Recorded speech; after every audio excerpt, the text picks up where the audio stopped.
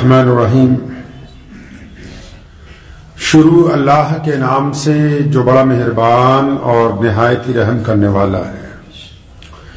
تمام حضرات سورہ فاتحہ اور درود پاک پڑھ لیجئے۔ اعوذ باللہ من الشیطان الرجیم، بسم اللہ الرحمن الرحیم، الحمدللہ رب العالمین، الرحمن الرحیم، مالک یوم الدین، ایاک نعبد و ایاک نستعین، ایاک نعبد و ایاک نستعین، ایاک نعبد و ایاک نستعین، اہدنا الصراط المستقیم صراط الذین انعمت علیہم غیر المغضوب علیہم ولا الضالین، آمین۔ درود پاک پڑھیے۔ اللہم صلی علی محمد وعلی آل محمد کما صلیت علی ابراہیم وعلی آل ابراہیم انکا حمید مجید، اللہم بارک علی محمد وعلی آل محمد کما بارکت علی ابراہیم وعلی آل ابراہیم انکا حمید مجید۔ شعبان کا مہینہ چل رہا ہے، یعنی رمضان کی آمد ہے۔ اللہ کے پیارے نبی حضرت محمد رسول اللہ صلی اللہ تعالی علیہ وسلم نے ارشاد فرمایا کہ شعبان میرا مہینہ ہے، رمضان اللہ کا مہینہ ہے۔ یہ جو حکم ہوا کہ رمضان میرا مہینہ ہے، تو اس سے یہ بات واضح ہوئی کہ شعبان جو ہے یہ بڑی عظمت والا مہینہ ہے، استقبال رمضان کا مہینہ ہے۔ اس کی راتیں، اس کے دن، اس کے اوقات، اس کی صبح شام وہ بڑی عظمت والی ہے، کیونکہ جس چیز کو نبی علیہ الصلوۃ والسلام فرما دیں کہ یہ میری ہے، جس کی نسبت انہوں نے اپنی ذات کے ساتھ جوڑی ہو، تو ظاہر سی بات ہے کہ اس میں بہت ساری خاصیتیں ہوں گی، بہت ساری برکتیں ہوں گی، بہت ساری نعمتیں ہوں گی، اللہ کی رحمتیں اس میں ہوں گی۔ اور اسی مہینے میں 14 شعبان کی جو رات آتی ہے، جس کو ہم اور آپ شب برات کے نام سے جانتے ہیں، جس رات میں اللہ تبارک و تعالیٰ کی طرف سے اپنے بندوں کے لیے معافی کا اعلان ہوتا ہے۔ لیکن ہمارے ہاں ایک بات دیکھنے کو ملتی ہے کہ دو طرح کے لوگ ہیں، اور دونوں ہی خوش فہمی میں مبتلا ہیں۔ دونوں کو یہ غلط فہمی ہے کہ میں اپنی جگہ ٹھیک ہوں، تکبر ہو جاتا ہے نا بندے کو، وہ سوچتا ہے جیسا میں ہوں ایسا نعوذ باللہ کوئی اور ہے ہی نہیں، جو ہم جانتے ہیں وہ تو کسی کو پتہ ہی نہیں، جو ہم کہہ رہے ہیں وہ سچ ہے، جو دوسرا بتا رہا ہے وہ تو جھوٹ ہے۔ تو ہمارے ہاں بھارت میں دو طرح کے لوگ ہیں، شب برات کو بھی لے لیں اور اسلامی رسومات کو لے لیں۔ ایک تو کہتے ہیں ہی کچھ نہیں، کہ ضرورت ہی نہیں ہے، ثابت ہی نہیں ہے، کسی کتاب میں ہی نہیں لکھا۔ اور جو ثابت کرنا چاہتے ہیں وہ اتنی ضعیف حدیثوں کے ساتھ کہ نہیں جی بہت کچھ ثابت ہے، پھر اسی ثبوت کے طور پر ڈھول بھی بجانا چاہتے ہیں، ہائے اللہ بھی کرنا چاہتے ہیں، سڑکوں پہ رات کو آتش بازی بھی چاہتے ہیں، شور بھی مچانا چاہتے ہیں، ریاکاری بھی کرنا چاہتے ہیں۔ اب عام مسلمان کہاں جائے؟ جس کو اللہ اور اس کے رسول سے واسطہ ہے، جو لڑنا نہیں چاہتا دیوبندی بریلوی بن کے، جو 5 وقت نماز پڑھتا ہے، رزق حلال کماتا ہے، حلال مال کماتا ہے، اپنی اولاد کو بھی کھلا رہا ہے اور ان کو بھی دے رہا ہے جب مانگ رہے ہیں۔ یہ اب اسے پتہ ہی نہیں لگا بھئی کر کیا رہے ہیں، کہ بھئی 14 شعبان کو کرنا کیا چاہیے، کیا نہیں کرنا چاہیے، کیونکہ ایک طرف تو اعلان ہو رہا ہے کہ بھئی کچھ نہیں کچھ نہیں، دوسری طرف اعلان ہو رہا ہے بھئی بہت کچھ ہے۔ اب دونوں جو ہے حقیقت بتانے کے لیے تیار نہیں کہ اصلیت کیا ہے، راز کیا چھپا ہوا ہے، معاملہ کیا ہے 14 شعبان کا؟ محمد الرسول اللہ کیا چاہتے ہیں؟ اسلام کیا کہتا ہے؟ اللہ تبارک و تعالیٰ کیا چاہتے ہیں؟ اس رات کی برکت ہے یا نہیں ہے؟ ہے تو کیا ہے، نہیں ہے تو کیا نہیں ہے؟ کیونکہ انا پھنس گئی، انا پھنس جاتی ہے نا بندے کی، مولویوں کی بھی کئی بار انا پھنس جاتی ہے، نہیں فلاں مسلک نے ایسا کہا تو ہم تو ایسے ہی کریں گے۔ ایک عقائد کو لے کے، نظریات کو لے کے اس انداز کے ساتھ ایک دوسرے کے خلاف گفتگو ہے کہ مقصد اسلام یہ فوت کر چکے ہیں، مسلمانوں کی فلاح و بہبودیت کی باتیں ان کے پاس نہیں ہیں، اتفاق کی باتیں ان کے پاس نہیں ہیں، اتحاد کی بات ان کے پاس نہیں ہے، لوگوں کو جوڑنے کی بات ان کے پاس نہیں ہے، حوصلہ دینے کی بات ان کے پاس نہیں ہے، غریب کا ساتھ دینے کی بات ان کے پاس نہیں ہے، مظلوم کا ساتھ دینے کی بات ان کے پاس نہیں ہے، ظالم کے آگے کھڑے ہونے کی جرت ان کے پاس نہیں ہے، بس بچا تو لے دے کہ ایک دوسرے کے اوپر الزام تراشی بچی ہے بس۔ اسلام کیا چاہتا ہے؟ وہ عالمگیری دین جس کا ڈنکا آج پوری دنیا میں بج رہا ہے، پورے عالم میں کوئی بستی ایسی نہیں جہاں 5 وقت مؤذن یہ نہ کہتا ہو کہ اللہ اکبر، کہ اللہ سب سے بڑا ہے، اور میں گواہی دے رہا ہوں کہ محمد الرسول اللہ اللہ کے رسول خاتم النبیین ہے۔ بار بار اعلان ہو رہا ہے کہ رسول اللہ رحمت للعالمین ہے، وہ طٰہٰ ہے، یاسین ہے، وہ مدثر ہے۔ اب یہ بتانے کی بجائے کہ رسول اللہ کیا چاہتے ہیں، رسول اللہ صلی اللہ تعالی علیہ وسلم نے 14 شعبان کی رات کو کیا کیا، اللہ تبارک و تعالیٰ اپنے بندے سے کیا معاملہ رکھنا چاہتے ہیں، اللہ تعالیٰ کن بندوں کی مغفرت کی بات کر رہے ہیں، اب اس کی بجائے فروعی مسائل کو لے کے جو ضروری تو ہو سکتے ہیں لیکن اس حد تک ضروری نہیں کہ وہ مسلمانوں کو آپس میں لڑائیں، اس حد تک ضروری نہیں کہ وہ ایک دوسرے کی دشمنی دل میں پیدا کریں، اس حد تک ضروری نہیں کہ وہ ایک دوسرے کی طرف زہر کی نگاہوں سے دیکھیں، اس حد تک ضروری نہیں کہ وہ ایک دوسرے کی مساجد میں جانے سے انکار کر دیں۔ ایسے کوئی مسائل جو ہیں وہ اسلام کے اندر کوئی اہمیت نہیں رکھتے۔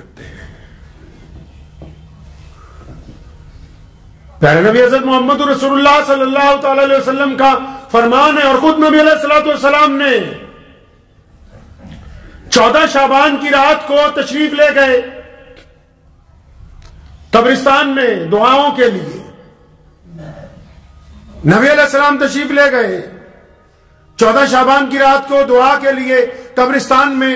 اب یہاں یہ بات قابل غور ہے کہ وہ جس قبرستان میں تشریف لے گئے وہاں ان کی والدہ محترم مدفون نہیں ہے، اس قبرستان میں ان کے والد محترم کی قبر نہیں۔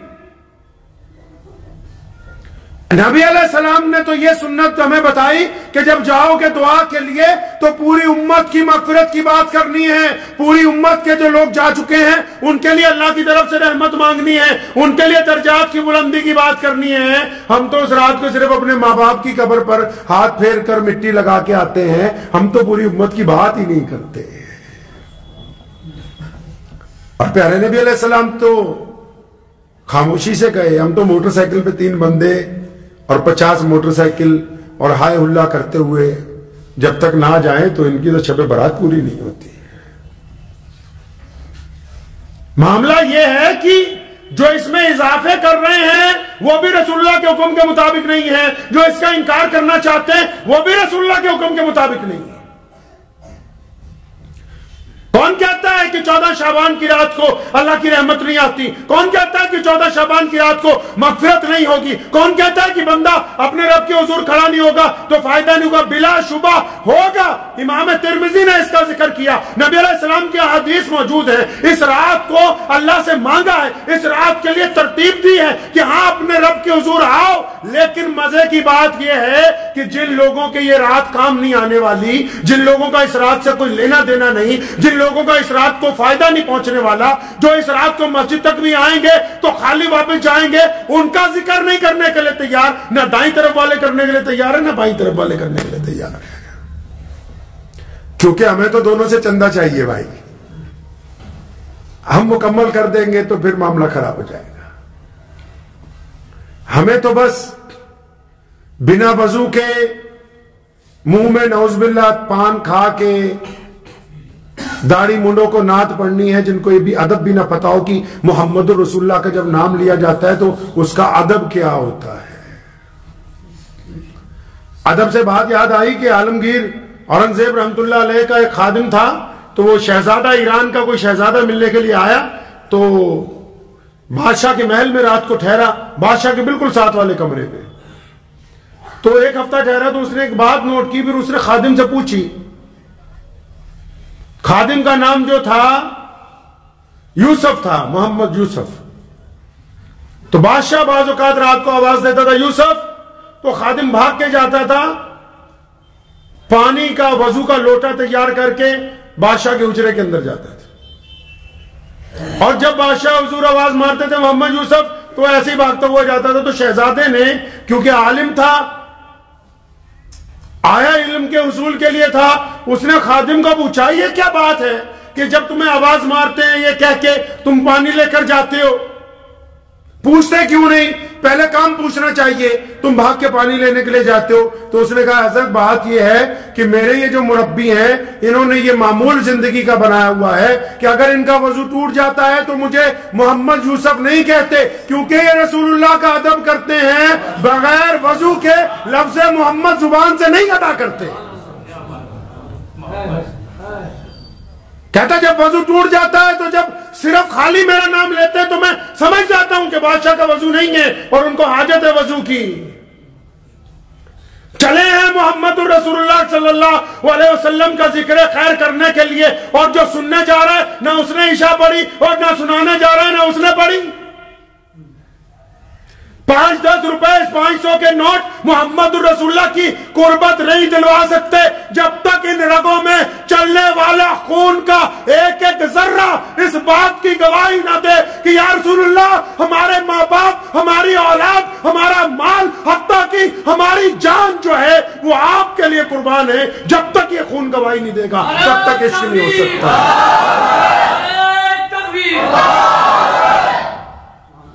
تو نبی علیہ السلام کیا چاہتے ہیں؟ اس رات کو نبی علیہ السلام نے کہا، اس کی عظمتیں بیان کی، لیکن ساتھ میں ایک حکم جاری ہو گیا. کیا حکم ہوا؟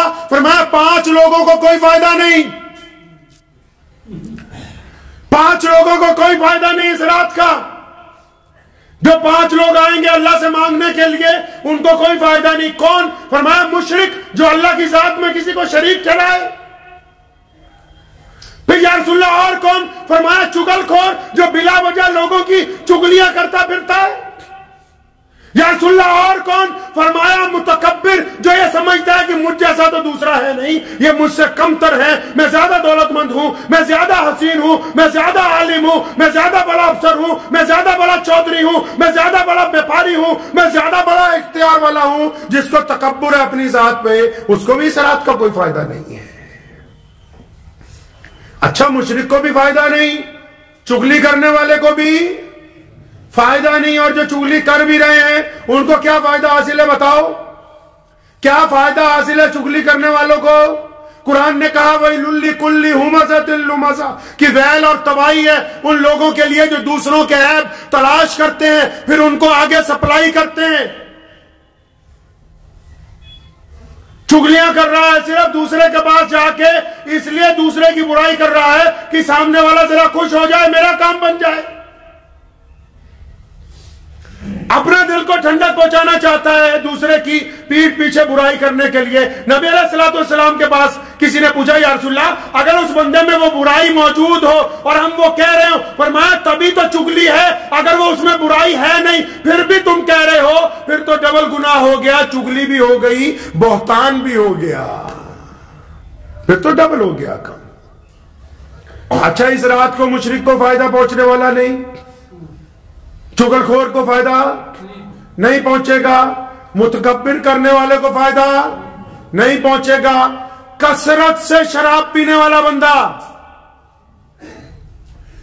جو ہٹتا ہی نہیں ہے، ایک تو وہ پی لی توبہ کر لی بات ختم ہو گئی، وہ جو ہٹتا ہی نہیں اس کو بھی اس رات میں کوئی فائدہ ہونے والا نہیں ہے۔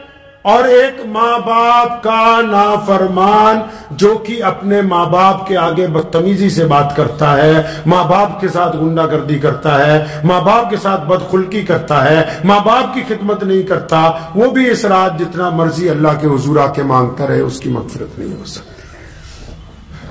راز کی بات تو یہ ہے کہ رات ہے برکت والی، اس رات کو اعلان ہوگا کہ آؤ جس نے مغفرت کروانی کروا لو، یہ آڈٹ کی رات ہے۔ جو لوگ کاروبار کرتے ہیں وہ سمجھ جائیں گے اس بات کو، آڈٹ سمجھتے ہیں، سارے لیکھے جوکھے کی رات ہے، حساب کتاب کی رات ہے، آئندہ سال کیا ہوگا دنیا میں وہ لکھا جائے گا، کتنے لوگ پیدا ہوں گے، کتنے چلے جائیں گے، وہ تحریر کیا جاتا ہے اس رات کو۔ رسول اللہ نے شعبان کو اس لیے برکت کا مہینہ بنایا، اس مہینے میں اس لیے نفلی روزے رکھے کہ جب حساب کتاب تیار ہو، جب آڈٹ کیا جائے تو ہماری گنتی روزے داروں میں آئے، اچھے لوگوں میں آئے۔ تو اس رات جو ہے تو برکتوں والی ہے، بڑی عظمت والی، لیکن کن لوگوں کے لیے؟ ان پانچوں کے لیے نہیں، مشرکوں کے لیے، چغل خوروں کے لیے، تکبر کرنے والوں کے لیے، شرابیوں کے لیے، ماں باپ کے نافرمانوں کے لیے کوئی فائدہ ہونے والا نہیں ہے۔ اچھا، جب یہ کیٹیگری لگا دی گئی، پابندی لگا دی گئی کہ یہ 5 قسم کے لوگوں کو یہ رات فائدہ نہیں پہنچائے گی، 5 قسم کے لوگوں پر رحمت نہیں آئے گی، پھر میرے رب کا کمال دیکھیے، رب کریم نے قرآن پاک میں سیدھا اعلان کیا ہوا ہے، ما غرک بربک الکریم، کہ میرے بندو تم میں سے جب کوئی ان گناہوں کی توبہ کرنے آئے گا، اگرچہ وہ اسی رات ہی کیوں نہ آ جائے، اس سے پہلے بھی کیوں نہ آ جائے، اس کے بعد بھی کیوں نہ آ جائے، اگر وہ سچے دل سے کہہ دے کہ آج کے بعد سوائے اللہ کے کسی کو حاجت روا نہیں مانتا، آج کے بعد کسی کی چغلی نہیں کروں گا، آج کے بعد میں اپنے آپ کو تکبر کے اندر نہیں مبتلا کروں گا، آج کے بعد ماں باپ کی نافرمانی نہیں کروں گا، آج کے بعد میں شراب نہیں پیوں گا، تو میرا رب کہتا ہے کہ میں اس کے لیے غفور الرحیم بن جاؤں گا۔ پھر جب میرا بندہ میرے پاس معافی مانگنے کے لیے آئے گا تو میں اپنے بندے کو معاف کر دوں گا۔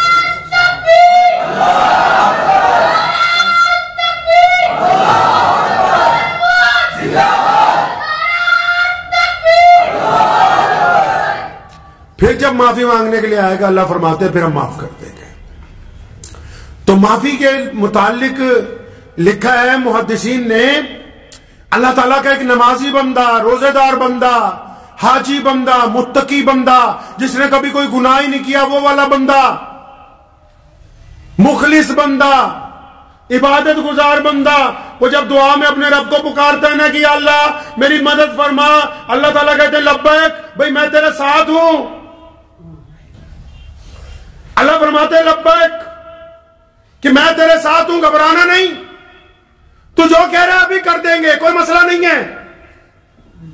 یہ جب بڑے بڑے ولیوں کے پاس، بزرگوں کے پاس لوگ دعائیں کروانے جاتے تھے، یا اب بھی بڑے بڑے بزرگوں کے پاس ہم لوگ دعائیں کروانے جاتے ہیں، اس میں راز یہی تو ہے، جو اللہ کے مستجیب الدعوات لوگ ہیں، جن کی آنکھیں جھکی رہتی ہیں، جن کے دل پاک ہیں، جو حلال روزی کھاتے ہیں، جو کسی سے کوئی مطلب نہیں رکھتے، جو ظالم کے خلاف کھڑے ہوتے، جو مظلوم کی مدد کرتے، جو بھوکے کو کھانا کھلاتے، پھر جب وہ ہاتھ اٹھاتے ہیں یا اللہ، ادھر سے آواز آتی لبیک، کہ بھائی میں تو تیرے ساتھ ہوں۔ پوچھا نا اللہ سے کہ اللہ جب تیرا کوئی نیک بندہ تجھے پکارتا ہے تو آپ کیا کہتے ہیں؟ اللہ نے فرمایا میں آواز دے دیتا ہوں لبیک، کہ بھائی میں تیرے ساتھ ہوں۔ مانگ کیا مانگتا ہے؟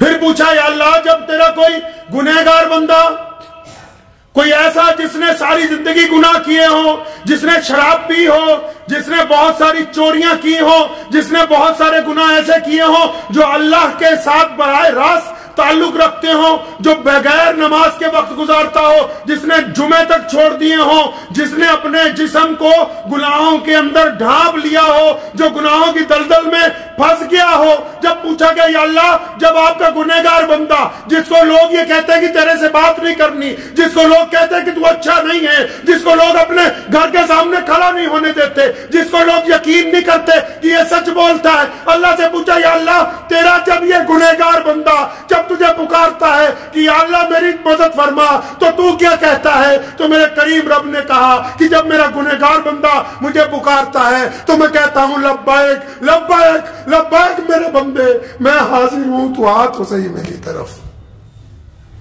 فرمایا جب گنہگار پکارتا ہے نا تو بس پھر اس کا ہاتھ پکڑ کے کھینچتے ہیں. نیکوکار کی جواب ایک بار میں، گنہگار کو جواب 3 مرتبہ. کیونکہ اللہ فرماتے ما غرک بربک الکریم، فرمایا میں تجھ سے پیار کرتا ہوں یار. لوگ تو شرابی سے نفرت کرتے ہیں، لوگ چوروں سے نفرت کرتے ہیں، لوگ ڈاکوؤں سے نفرت کرتے ہیں، لوگ بے ایمانوں سے نفرت کرتے ہیں، اور لوگ اچھے لوگوں سے ملنا چاہتے ہیں. میرے رب کی کریمی یہ ہے کہ جب یہ گناہ میں ملوث لوگ اپنے رب کی طرف آنا چاہتے ہیں تو میرا رب ان کو کہتا ہے ما غرک بربک الکریم کہ میں تو تجھ سے پیار کرتا ہوں، تو آ جا میری طرف ایک دفعہ. اللہ فرماتے ہیں کہ میں تو معاف کرنے کے لیے تیار ہوں. باقاعدہ یہ لفظ ہے قرآن پاک میں کہ تجھے کس چیز نے دھوکے میں ڈالا، اپنے رب کی طرف سے. تیرا رب تو تیرے سے پیار کرتا ہے، تیرے سے محبت کرتا ہے. تیرا رب وہ کب چاہتا ہے کہ بھائی تو پریشان رہے؟ تیرے رب نے کب چاہا کہ تو دکھی ہو؟ تیرے رب نے کب چاہا کہ تو پریشانیوں کے اندر وقت گزارے، کہ تجھے بیماریاں لگی رہے؟ اللہ کریم تو چاہتے ہیں کہ میرا بندہ میری طرف آئے. اب بندہ ہی اپنے رب کی طرف منہ نہ کرے تو کیا کر سکتے ہیں؟ یہ جو رات آئے گی نا یہ بار بار نہیں آتی ہے. کتنے لوگ پچھلے سال ہمارے ساتھ تھے، پیچھے پلٹ کے دیکھا کرو، کبھی پیچھے دیکھو، پچھلے 20-25 سال جو گزر گئے. کتنے ہمارے دوست تھے جو آج ہمارے ساتھ نہیں ہیں.